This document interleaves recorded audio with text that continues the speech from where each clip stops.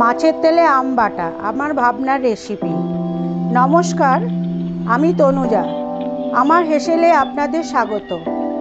মাছের তেলে আম বাটা করার জন্য কুমড়ো, মিষ্টি আলু, বেগুন কুচি কুচি করে কেটে নিয়েছি।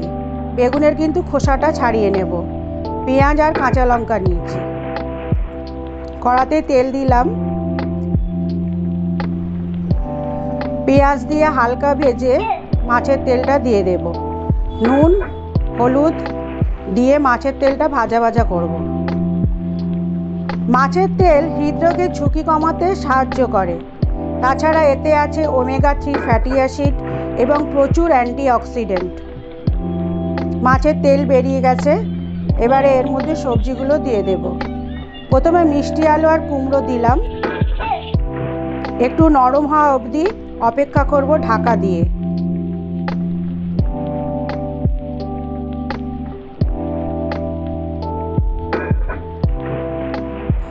এর মধ্যে আমটা কেটে নিলাম, খোসা ছাড়াবো।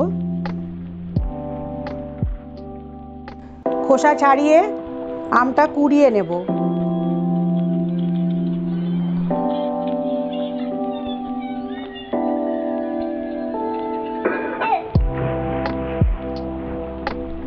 গ্রেটারের এই পোর্শনটা দিয়ে কুড়োবো।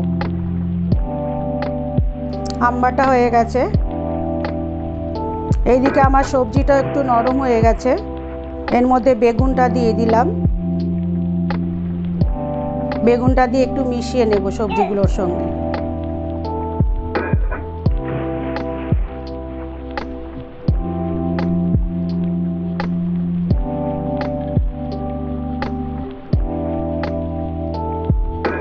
একটু লঙ্কা গুঁড়ো 1 চামচের মতো আর অল্প জিরে গুঁড়ো, 1/2 চামচ জিরে গুঁড়ো দিয়ে ভালো করে মিশিয়ে একটু কষিয়ে নেব। নিয়ে 1/2 কাপের মতো জল দিয়ে ঢাকা দিয়ে সেদ্ধ করব। আর এর মধ্যে আমটা দিয়ে দিলাম। 1 চামচ আম দেব। আম কিন্তু খুব বেশি দেবেন না। আর একটু মিষ্টি দিলাম যাতে টেস্টটা ব্যালেন্স হয়।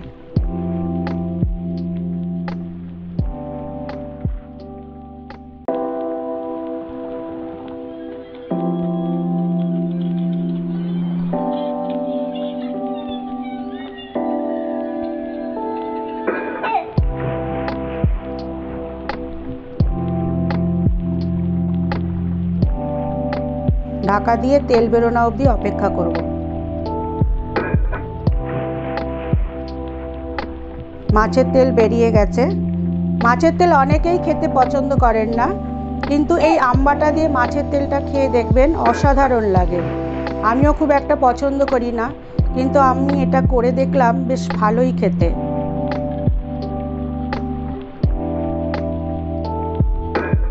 দিয়ে গেল আম বাটা দিয়ে মাছের তেল।